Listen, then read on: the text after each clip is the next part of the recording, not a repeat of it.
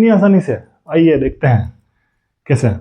यहाँ पे देखेंगे ये श्वसन तंत्र का पूरा नामांकित चित्र है, जिसमें यहाँ पे इस तरफ मैंने पसलियां बनाई है, इस तरफ नहीं बनाई है, और इस तरफ मैंने फेफड़े को नहीं बताया, इस तरफ फेफड़े के पार्ट्स को बताया। तो यहाँ पे ये स्ट्रक्चर दोनों तरफ लागू होगा, ये आप पहले ध्यान रख लीजिए। सबसे पहले देखेंगे अपन नासाद्वार, मुख, कंठ, ग्रसनी, श्वसनिका, कुपिका, श्वास नली, श्वसनी, ये फुफ्फुस, पसलियां और डायफ्राम, ये कुछ पार्ट्स होते हैं हमारे।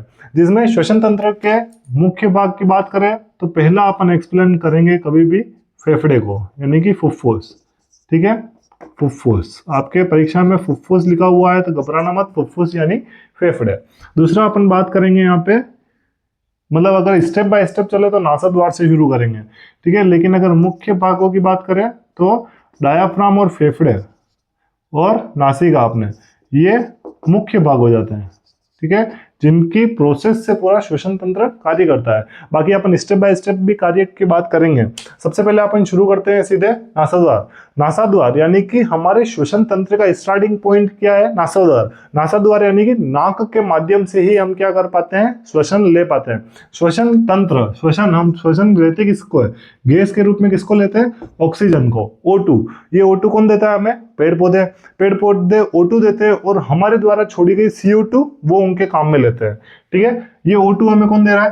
पेड़ पौधे दे रहे हैं। ठीक है, अब अपन देखेंगे कि ये जो श्वसन में जो नासिका है पेड़ पौधों द्वारा, ये हमें क्या मिल रही है? पेड़ पौधों द्वारा O2 मिल रही है। अब ये जो नासाद्वार है, नासाद्वार के अंदर सूक्ष्म बाल पाए जाते हैं। आपको पता है सूक्ष्म बाल पाए जाते हैं नासाद्वार के अंदर। क्या पाए जाते हैं? सूक्ष्म बाल। ये सूक्ष्म बाल क्या कार्य करते हैं? ये सूक्ष्म बाल हमारे शरीर में कोई जीवाणु या कोई भी बैक्टीरिया, वायरस जो होते हैं वो हमारे शरीर में प्रवेश ना करे, उनको वो नाक के अंदर पहले ही रोक लेता है। क्योंकि हमारे नाक के द्वारा ली गई ऑक्सीजन कहाँ तक जा रही है? फेफड़ों, हृदय के पास तक जा रही है, तो वो उनको नुकसान नहीं पहुंचा सके, इसीलिए हमारे नाक में क्या पाए जाते हैं? सूक्ष्म सूक्ष्म बाल पाए जाते हैं, जो उनको वायरस को, बैक्टीरिया को पहले ही क्या कर लेते हैं? रोक लेते हैं। ठीक है, तो नासाद्वार के अंदर ये यहाँ से जैसे ही अपन श्वसन ले रहे हैं, तो ये श्वसन लेते समय क्या हो रहा है कि अपन जो श्वसन ले रहे हैं वहां पे बस जीवाणु, बैक्टीरिया नहीं जाए, उसके लिए यहाँ पे सूक्ष्म बाल पाए जाते हैं। जैसे ही हम ये ऑक्सीजन ले लेते हैं, यहाँ से होते हुए वो श्वास नली के माध्यम से, ये पूरी क्या है? श्वास नली है। यहाँ से श्वास नली के माध्यम से ये दो भागों में बढ़ जाती है। दो भागों में क्यों बढ़ती है? क्योंकि हमारे शरीर में एक जोड़ी क्या पाई जाता है? फुफ्फुस यानी कि फेफड़े पाए जाते हैं। तो इसलिए यहाँ से ये दो अलग अलग पार्ट में बढ़ जाती है, जो है श्वसनी। ये जो अलग अलग टुकड़े हैं इसके, ये टुकड़े क्या कहलाते हैं? श्वसनी कहलाते हैं। यानी कि श्वास नली नाक से लाई गई श्वसन को श्वसनी में बांट देती है। ठीक है ना, श्वसनी क्या होती है? ये दो भाग, श्वास नली के ऐसे दो भाग जो फेफड़ों से जुड़े हुए होते हैं। ठीक है, तो श्वास नली के बाद में अपन श्वसनी में क्या लिखेंगे कि श्वास नली के बाद में आई हुई ऑक्सीजन, आई हुई श्वसन, उसको फेफड़ों तक पहुंचाने का कार्य किसका होता है? श्वसनी का। ठीक है, अब ये श्वसनी ये क्या कार्य करती है? ये फेफड़ों के जस्ट पास में बनी हुई होती है। ये जैसे ही ऑक्सीजन गई है, ठीक है, फेफड़ों में, वहां पर ये क्या कार्य करेगी? श्वसनी का है। ठीक है, श्वसनी के बाद में कौन कार्य करती है? श्वसनी का। ठीक है, तो सबसे पहले आप समझेंगे कि सबसे पहला है श्वास नली। श्वास नली दो टुकड़ों में बटी, श्वसनी। श्वसनी के वापस और बहुत सारे टुकड़े हो जाते हैं फेफड़े के अंदर जाने के बाद में, जो क्या कहलाते हैं? श्वसनी का। ठीक है, श्वसनी का अपने फेफड़े के हर एक भाग तक उस ऑक्सीजन को लेके जाने का कार्य किसका होता है? श्वसनिका का। पूरे फेफड़े में जहां जहां तक श्वसनिका होती है वहां वहां तक अपने श्वसन क्रिया होती है, यानी कि वहां तक ऑक्सीजन जाकर वापस आती है। क्लियर? और आते समय कौन आता है? ऑक्सीजन नहीं, आते समय कौन आता है? CO2 यानी कार्बन डाइऑक्साइड। यानी कि कार्बनिक और अकार्बनिक जो अपशिष्ट गैसीय रूप में पदार्थ होते हैं वो यहाँ पे CO2 के माध्यम से त्याग दिए जाते हैं, यानी कि बाहर निकाल दिए जाते हैं। अब श्वसनिका देखिएगा, श्वसनिका के माध्यम से क्या हो रहा है कि यहाँ पे श्वसनिका के हर एक एंड पॉइंट पे एक और भाग पाया जाता है जो कहलाता है कुपिका। श्वसन तंत्र का सबसे आखिरी भाग, अगर ऐसा क्वेश्चन आ जाए तो वो कौन होगा? अपने कुपिका। ठीक है ना, कुपिका अपने श्वसन तंत्र का सबसे आखिरी भाग होगा, जो क्या करेगा? उस ऑक्सीजन को लास्ट स्टेज तक वहीं तक ही जाने देता है, फिर वहां से वापस से ये रिटर्न यानी कि अपने हृदय तक जाने लग जाती है। ठीक है, कुपिका। अब ये कुपिका क्या होती है? यहाँ तक जैसे ही ऑक्सीजन आई, यानी कि श्वसन तंत्र का काम यहाँ पे कंप्लीट हो चुका है। अब यहाँ पे पसलियां और डायाफ्राम का क्या काम है? ठीक है। पसलियां, पसलियां क्या होती है? ये अस्थि पंजर, जो ये हड्डियों का ढांचा बना हुआ है, ये ढांचा क्या कार्य करता है? अपने जो लंग्स है, जो फेफड़े हैं, फुफ्फुस, इनको आसानी से नियंत्रित और संतुलन बनाए रखने के लिए किसकी जरूरत पड़ती है? पसलियों की।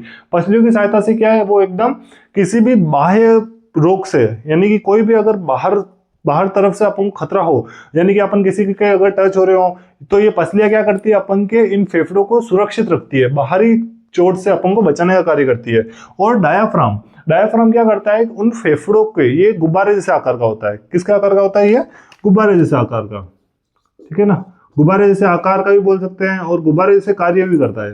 गुब्बारे जैसे आकार का, यानी कि ये क्या करता है? गुब्बारे जैसा होता है। जैसे ही अपन ऑक्सीजन ले रहे हैं, यानी कि श्वसन क्रिया ले रहे हैं, ठीक है, श्वसन ले रहे हैं, तब क्या हो रहा है कि जब अपने लंग्स एकदम फूल जाते हैं, तब ये डायफ्राम क्या हो जाता है? चपटा हो जाता है, यानी कि बैठ जाता है। लेकिन जैसे अपन ने ऑक्सीजन छोड़ी, उस समय ये डायफ्राम फिर से ऊपर आ जाता है, यानी कि वो फेफड़ों को हिलने डुलने, यानी कि कहीं पर भी अस्त व्यस्त होने नहीं देता है, वो उनको एकदम स्थिर बनाए रखने के लिए यहाँ पे उपस्थित होता है। जो फेफड़ों की एकदम स्थिरता रखता है, वो यहाँ पे जस्ट पसलियों के नीचे पाया जाता है, ठीक है ना। उन पसलियों के नीचे पाए जाने से पसलियां तो सुरक्षित रखने का कार्य करती है बाहरी चोटों से, और डायफ्राम अंदर की तरफ।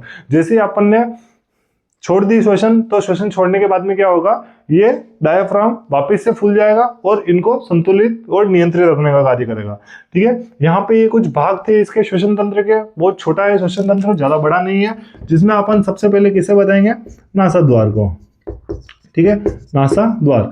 आपको एक और इंपॉर्टेंट बात बता दूं कि यहाँ पर अब जैसे मुख, कितने व्यक्ति होते हैं जो मुख से भी सांस लेते हैं, ऐसे मुंह खोल के, लेकिन मुंह खोल के अपन को सांस नहीं लेनी चाहिए। क्यों? क्योंकि आप देखेंगे कि मुंह खोल के सांस लेने से क्या होता है कि जितने भी जीवाणु और बैक्टीरिया होते हैं, ये सीधे हमारे मुंह में प्रवेश कर जाते हैं, और ये हमारे मुंह में प्रवेश करने के बाद में शरीर में नए नए रोग उत्पन्न करते हैं। उन रोगों से हम क्या हो जाते हैं? कुपोषित हो जाते हैं, हमारी तबियत खराब हो जाती है, और अनेकों रोग हमारे को लग सकते हैं। इसलिए आप डॉक्टर की सलाह सुनेंगे तो डॉक्टर कभी भी मास्क लगा कर रखते हैं। क्यों? क्योंकि उनके मुख से, नाक में क्योंकि वो कितने पेशेंट से मिलते हैं, कितने रोगियों से मिलते हैं, तो उनकी बीमारी उनके अंदर प्रवेश ना कर सके, इसीलिए वो मुंह पे मास्क लगा रखते हैं, जिससे वो बात कर रहे हो या फिर कुछ भी श्वसन ले रहे हो, ठीक है, तो भी उनके अंदर वो बैक्टीरिया, जीवाणु नहीं घुसे, इसीलिए मास्क का उपयोग किया जाता है।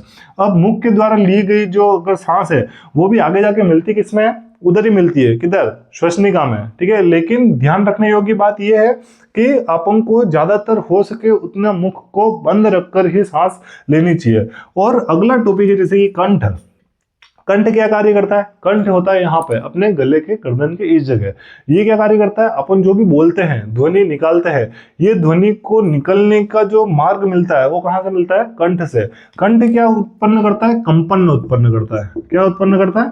कंपन, यानी कि वाइब्रेशन। वाइब्रेशन से ही फिर क्या होती है?